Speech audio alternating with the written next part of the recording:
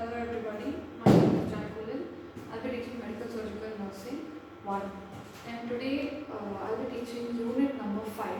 In this unit, you have topic fluid and electrolyte balance and imbalance. So we're going to talk about what are the fluids present in our body and what are the electrolytes present and its normal balance and what happens when it imbalances. So this topic I'll be teaching you today. So this topic contains water contents of the body, electrolyte and acid base balance, and then homeostasis and review mechanism of regulating fluid and electrolyte movement. And then last we're teaching about fluid and electrolyte acid base imbalance and its management according to nursing. So first we'll start with what are fluids and electrolytes. Fluids and electrolytes are balance is a dynamic process that is crucial for life and homeostasis. Homeostasis means here it is a balance, balance in your body, where it's fluid or salt concentration, water concentration, food intake and output. When these things are balanced in your body, we call it as homeostasis. And how much our body fluid contains? An adult body contains about the fluid almost about 60%. And then now we'll see what are the contents of water contents in our body. In a human body, what are the contents inside the water? We're going to see. First one is the major contents in the body are fluids, and those fluids are this water contains about electrically charging or electrically charged ions, and those ions are anion and cations. These anions or cations are formed by many chemicals in our body. This all together we call it as electrolytes. So these electrolytes are present in our water. Which water? The water body has the fluid. That fluid has water content. Inside that water content we have anion, cation. These electrically charged ions together we call it as electrolytes. Now let's see what is major cations. Major cations in the body are sodium, potassium, calcium, magnesium and hydrogen ions. And major anions are chloride, bicarbonate, sulfate and proteinate ions. These are the anions contents in our body. Next we'll see location of fluids. Locations of fluid in a human body. Where are these fluids present in the body? First one is main compartment. Main compartment is also called as major compartment. This is the body fluids are divided between two main compartments, and those are intracellular fluid and extracellular fluid. This one we have already studied in first year in anatomy and physiology, the presence of fluid in your body, that is intracellular and extracellular. Intracellular is in the next one you can see intracellular fluids function as the stabilizing agent for the part of cell. It helps in maintaining cell shape and assists the transport of nutrients across the cell membrane and in and out of the cell. What happens? The fluids transfer from inside of the cell to the outside of the cell and from outside to the inside of the cell. This is the work of intracellular membrane, where the intracellular fluids are present. And the extracellular fluids are mostly appears as interstitial tissue fluids and intravascular fluids. Usually extracellular fluids are fluids which are outside the cell compartment. In interstitial space. Extracellular fluids are also called as interstitial space fluid. Interstitial space means when there is one cell and another cell, there is a space in between two cells. The space, inside the space there is fluid present. So this type of fluid we call it as interstitial fluid or extracellular fluid. Extracellular means outside the cell. The fluid content is called as extracellular. Intracellular is fluid which are present inside the cell are called as intracellular fluids. So these are the locations where fluids are present in the body. Next we'll see fluid regulation mechanism. How our fluid is being regulated means how the fluid is being transported from one part to the another part, or how it is generated in our body, how the messages go, how it functions, this and all we'll see under this topic, that is fluid regulation mechanism. First we'll see what is the thirst center. Thirst center is in the hypothalamus. Hypothalamus is present in your brain, center of your brain. Hypothalamus stimulates or inhibits the desire of a person to drink. Okay. What your hypothalamus is doing? It is giving message to the body saying that whether the person is feeling thirsty. Thirsty means feeling of drinking water. Okay. That message is sent from hypothalamus whether the person is feeling thirst or not thirsty. That is regulated by whom? That is hypothalamus by thirst center. And the next one is antidiuretic hormone. Antidiuretic hormone, the amount of water the kidney tubules absorb and is released in response to low blood volume. What it says is the amount of water the kidney is being taken. Okay, what does kidney do? Kidney does the filtration process. When the kidney is doing filtration process, antidiuretic, what it does? It calculates how much amount of water is supplied to the kidney and how much the kidney is absorbing, and it releases in response to the low blood volume or in response to an increase in concentration of sodium, the other solutes in the intravascular fluids. Kidney also regulates, kidney's main function is to filter, and it also decides the concentration level of the body, whether the high concentration is there, low concentration is there. Depending upon that, kidney is going to do the filtration. The next one is RDA system. The RDA system controls fluid volume in which the blood volume decreases. What it is doing? It regulates how the body's fluid is getting reduced. Okay. When the blood volume decreases, blood flow to the renal juxtaglottular apparatus is reduced. See, if the water content or the fluid content is less in the body, then the renal part also takes less fluid. Okay, that functions is done by RAA system, thereby activating RAA system. So this is what the RAA system is working. The next one is atrial natriuretic peptide. What it does, the heart also plays a role in correcting overloading imbalances. See, not only kidney or not only our hormone does a mechanism work, even our cardiac part also plays an important role in regulating the mechanism. What mechanism? Fluid regulating mechanism. What the heart is doing? Heart also plays an important role. Why?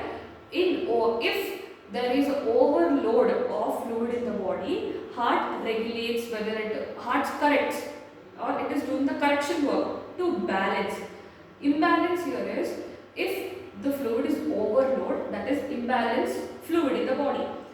To make it balance or to make it correct, heart is playing a major role. How? By releasing ANP from right atrium. From your right atrium, the heart is releasing ANP. This is how fluids are regulated. The next topic is overhydration and edema. See, when the body has when the body's fluids are increased in your body, what happens? And when it is fluids are there in your body, called as overhydration, and it leads to edema. And then if there is less fluid in your body, it leads to dehydration. So first we will see increase in fluid content in human body. What happens? First one is, it happens overhydration. Overhydration is excess of water in the body. When there is fluid content more than the normal level in the body, we call it as overhydration. What happens next? Next one is edema. Edema is the excess accumulation of fluid in interstitial tissue space, also called as third space. As I already told you, interstitial space is the space between one cell and another cell. There is a gap in between 2 or 3 cells. So when there is a gap in between 2 cells, that space is called interstitial space, and the fluid in the interstitial space is called extracellular fluids. When there is more fluid presence, more than the normal level, when the more fluid is accumulated means gathered in that particular place, it leads to edema. Okay. The next one is cause of edema. Why the edema is occurring? Edema is caused due to disruption of the filtration and osmotic force of the body circulating fluids. Usually this intracellular, extracellular and intracellular fluids exchange through cell membrane. Cell membrane has a mechanism called osmosis, diffusion, etc. Osmotic pressure is where there is exchange takes place. When there is a problem or when there is a disruption in the osmotic force, edema can occur. Okay. What is the treatment of edema now we'll see? By giving diuretics. When there is more fluid in the body, we are giving diuretics to the patient so that the patient urinates and removes excess water from the body when he takes diuretics. Diuretics are commonly given for systemic edema. Systemic means according to the system what the edema is occurring. That is why we are giving diuretics. Next one is dehydration. Dehydration usually occurs when there is low content of fluid in the body than the normal level. Now we'll see what is dehydration. Dehydration is a deficiency. Deficiency means less. Deficiency of water body or excess loss of water body. Deficiency can cause due to over output of fluids. It can be over output through urine or sweating or vomiting or diarrhea. These are the major signs where dehydration occurs. Next is dehydration can occur due to external causes. External causes such as dehydration includes prolonged sun exposures. Internal causes where, what are the internal causes? What I already told you, that is because of diarrhea, because of more urinating, that is polyuria, and then oversweating. These are internal causes. And then external causes of dehydration is over or prolonged. Prolonged means more duration of exposure to the sun. See, when you get more exposed to the sun, what happens? Your body evaporates the water or the fluid content and makes the person thirsty because the person is being dehydrated. And then the next one is excessive exercise. When you exercise, most of your body works and it sweats. When you sweat, most of your fluids are coming out through the sweat glands.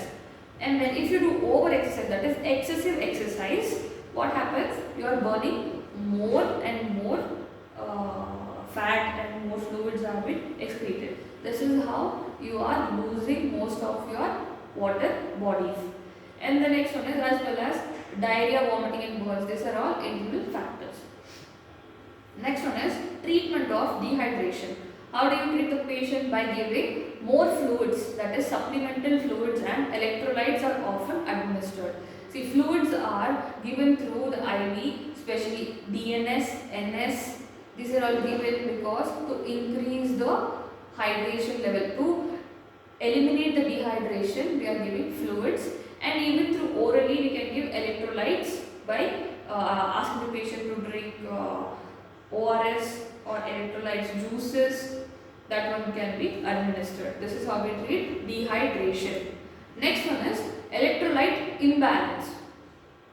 See, we already know what is electrolyte. Electrolyte is a mixture of all the electrically charged anion cations in the body, which are major of chemicals. These are electrolytes in the body, that is especially fluids. When this have been differentiated, or when the electrolytes are more in the body or less in the body, what happens? That imbalance we will be seeing now. First one is fluid volume deficit. Fluid volume deficit is decreased fluid level in the body. When there is decreased fluid level, what happens? Clinical symptoms are, it includes acute weight loss. When the person body fluids are less, it leads to weight loss, decreased skin turgor. Skin turgor is the elasticity of the skin, that is also will be decreased. Oliguria. Oliguria is less urine output than the normal level. So that is called oliguria. And then concentrated urine. Urine will be very much concentrated. That means there is more concentration. It is not diluted. So concentrated urine is being output. And then orthostatic hypotension. Hypotension is less blood pressure, or you can also call it as low blood pressure than the normal blood pressure level. That is normal level of blood pressure is 120 by 80 mmHg. When this is being less, we call it as hypotension. And orthostatic hypotension is when the person is in a resting position. He can be sleeping or he can be sitting. In that resting position, when the person moves sudden, or when the person makes a sudden move, he feels dizziness or the person faints. Especially he blanks out or he feels dizziness in this sudden movement. That is called orthostatic hypotension. And this is also called, why it is also called, these are all are caused due to there is less fluid in the body. When there is less fluid content in the body, these are the symptoms which occurs, and the person will also become weak. His cardiac rate also will rapid, flattened neck veins. Usually our neck veins are very much visible when you move your neck, but when the person's body fluids are deficit, flattened neck veins. Flattened means they does not look in a normal, they look very small size, or you can see the narrow size will become. And then increased temperature, the body temperature also increases, thirst increases, decrease or delayed capillary refill. Capillary refill is you can see from your nail buds. When you press your nail and leave it after some time, your blood flow will take less time. It will take more time to come back to the normal functioning. This is because of less fluid inside the body. And then clammy skin because there is less fluid. And then muscle weakness and cramps. These are all happening because there is less fluid inside the body. Next we'll see what happens when you have more fluid inside the body.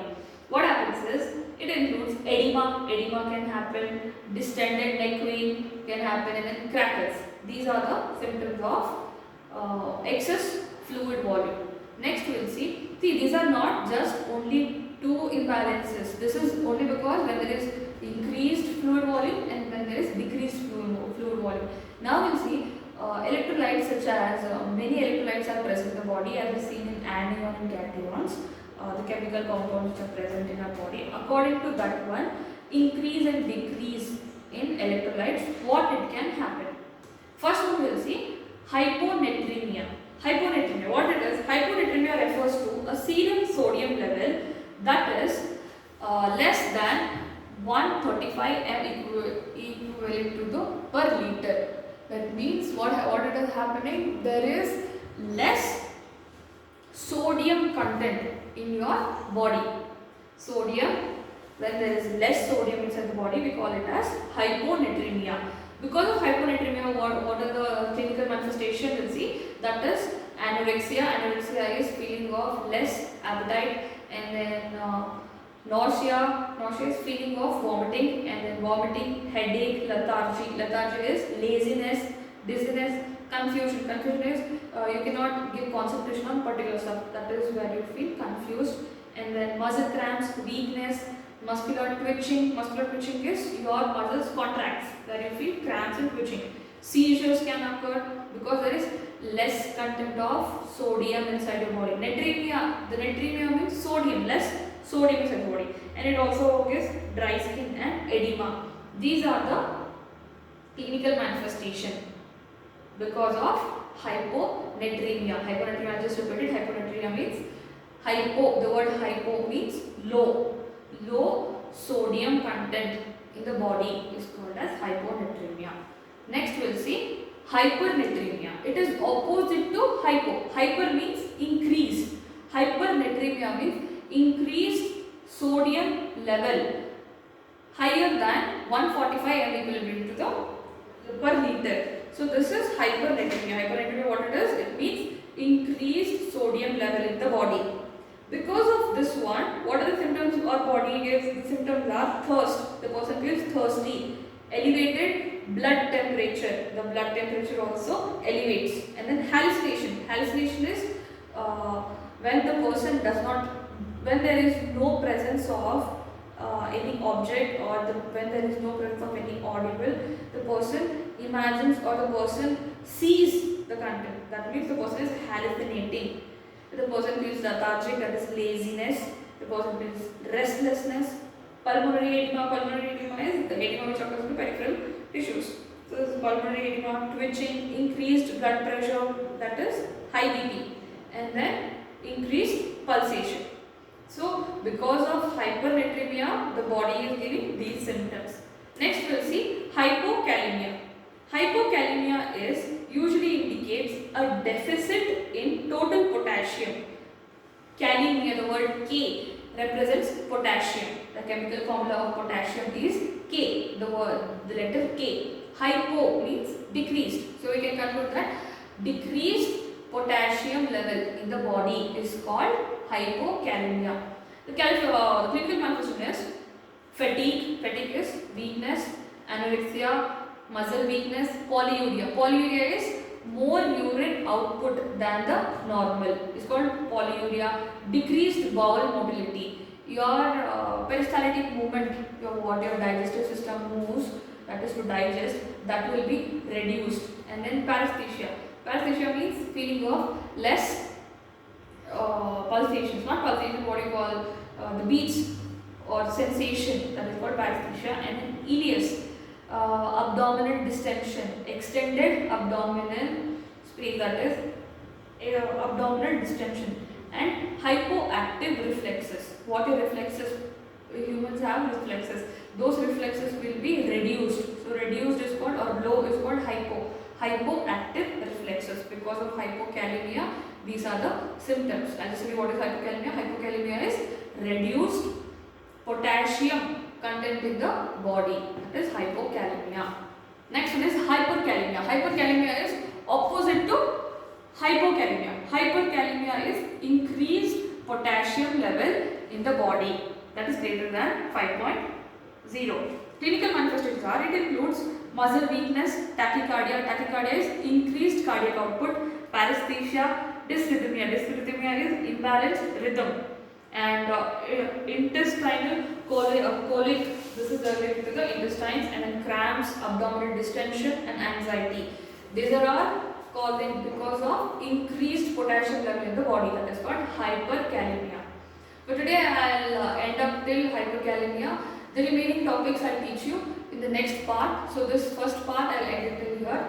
So today I taught you about fluids and electrolytes and contents of water bodies inside our fluid, that is in the human body, and then what are the fluids present in the body and what happens when it imbalances. Okay. The next topics I'll continue in the next video. Thank you for watching.